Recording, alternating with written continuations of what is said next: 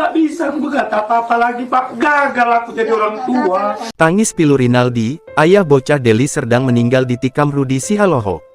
Rinaldi Simarmata masih merasakan duka yang mendalam setelah 2 dari 3 anaknya yang masih kecil tewas ditikam oleh tetangganya sendiri.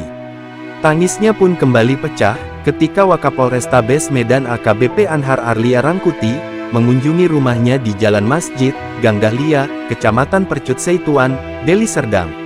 Di depan Anhar beserta rombongan, pria berusia 29 itu pun langsung histeris menyambut kedatangan petugas. Sambil menangis histeris, ia menceritakan detik-detik anaknya tewas ditikam oleh tetangganya bernama Rudi Sihaloho. Saya bawa pas pakai jalan. Saya nggak mikirin saya gimana, yang penting anakku santai. Aku pun nggak akan nabrak orang. Ia pun bercerita depan petugas, bahwa dirinya tidak bisa berkata apa-apa lagi setelah kejadian tragis itu terjadi, pada Senin tanggal 9 Desember tahun 2024 kemarin.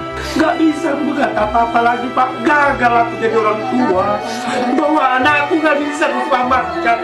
Padahal aku udah berusaha, tapi anakku kenapa nggak berusaha? Dengan berat hati, Rinaldi mengaku sudah mengikhlaskan kepergian anaknya dengan cara tragis di tangan tetangganya sendiri. Ia pun berharap kepada pihak kepolisian, agar memberikan keadilan untuk keluarganya dan meminta pelaku dihukum seberat-beratnya. Saya harap banget mohon sama Bapak, berikanlah keadilan buat kami, Pak, atas tindakan dia, Pak, yang dia lakukan secara kejam banget, Pak. Diketahui, peristiwa tragis itu menimpa 3 orang anak bernama NS7, OS4, dan DS1,5. 2 diantaranya bernama OS dan DS meninggal dunia.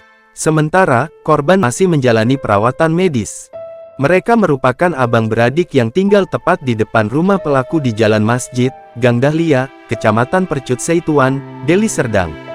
Saat ini, pelaku bernama Rudi Sihaloho telah dijebloskan ke dalam penjara.